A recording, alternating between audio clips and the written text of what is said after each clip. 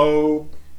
In this episode of FUM0094 machining, we are making the Leadscrew dial, making the friction mechanism for it, and well, I already painted, put some paint in the grooves, but we will make the friction mechanism, and there are some fancy setups, fancy milling going on with this one. So, well, let's see how it goes.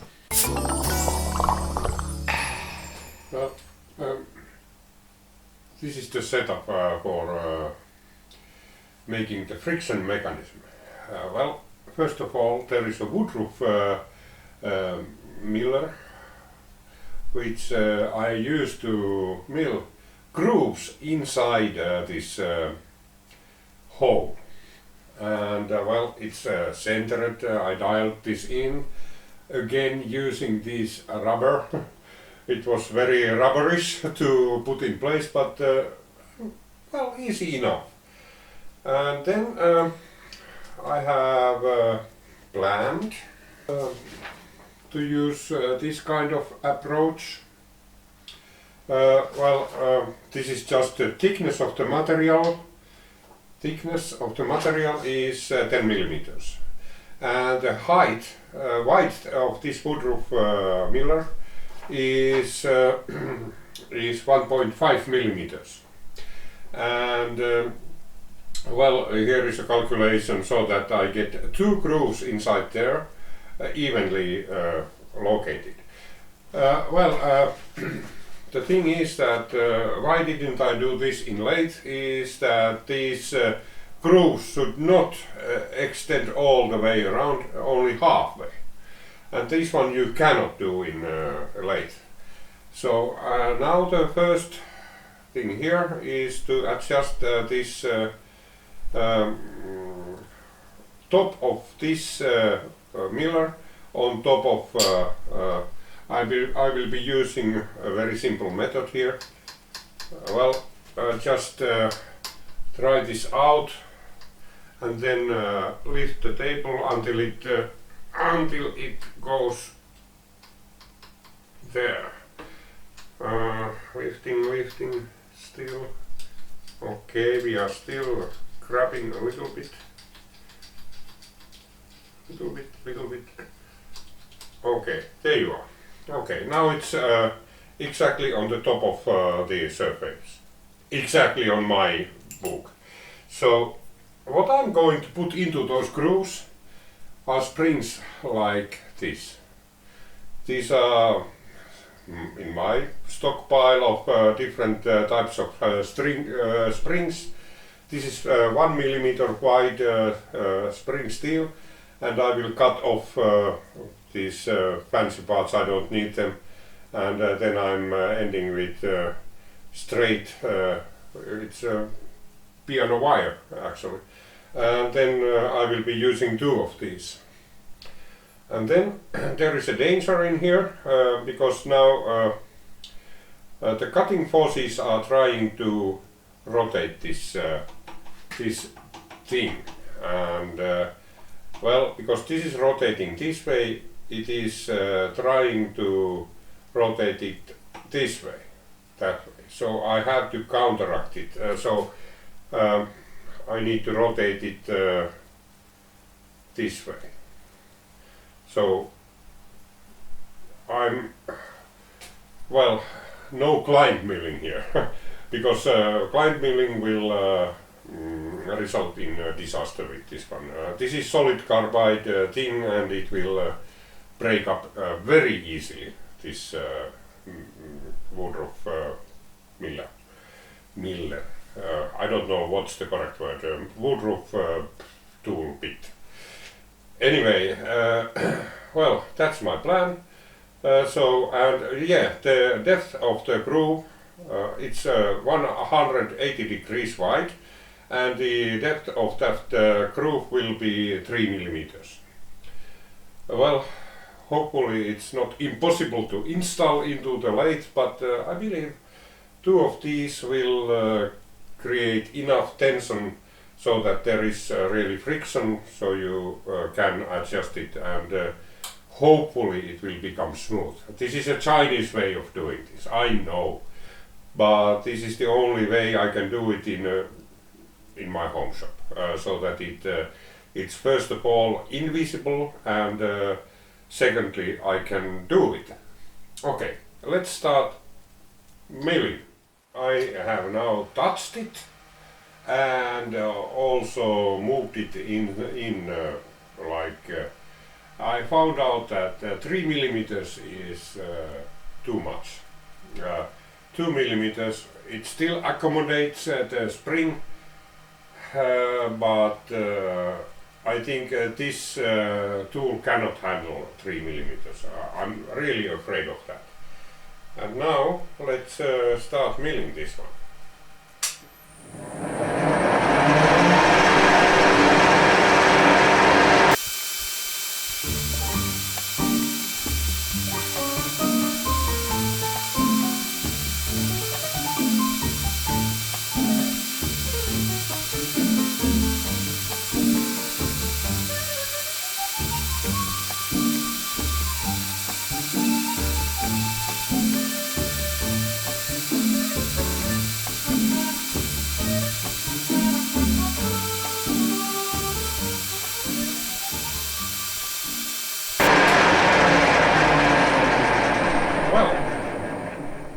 The first groove is now ready. Oh, this warms up. Ah, that's bad. Actually, it means it's rubbing somehow. Yeah. Okay, it shouldn't warm up at all. So, I will do the next groove off the camera. Ended up with a lot of mess. Lucky me, I used ethanol as cutting fluid. So, after a while it will be dry and I can vacuum it. We ended up with 2 respectable grooves in there. I already debored them, and now,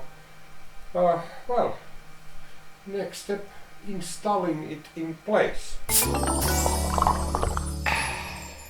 What I have found out about this thing is that these are really, it's very important or very imperative how you bend them before you use them. If you use them as straight, this edge here at the end, it will actually bite into the aluminium, and that's not a good way. So therefore you have to bend it so that it doesn't touch the aluminium. Well, it was not, these are the 5th pair I have been making, and now I finally figured it out. And now, you just then put them into the grooves, there, and just bend it so that it goes into there. And there you are. First one is in the groove now. And it should be springy, and it is a little bit. The next one, same thing. Put it into there. Well, I can feel it still bites a little bit. I need to get them out. Just rotate it. Just rotate it. Can I trust that it stays in place? Well, no, I cannot. And then I just bend the ends. From here. A little bit more. Well, this will be fun to install. Now it's really there up.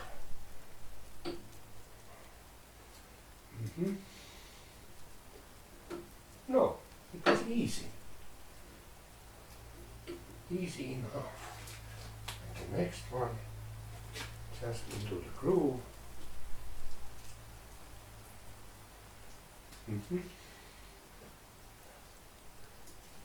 push it down. There you go. This was easier than I thought. Oh yeah. And now it has friction. Yeah.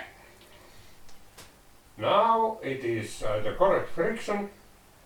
You actually can turn with this one, but probably you don't want to. Well, now that's correct now. It doesn't rotate by itself, no. You really have to turn it. Yeah. Nice, got it done. What I would like to do now is to do something like this with it. Just rotate it a little bit so it makes grooves into the metal, shiny grooves. This way it will stay there. Yeah, and it still has the friction. Yes, I'm happy with that one, really happy. And now just put this in place.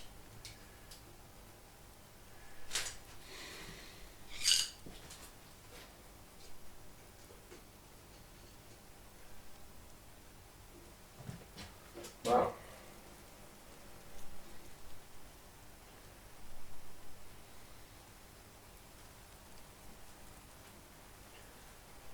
I have a dial here.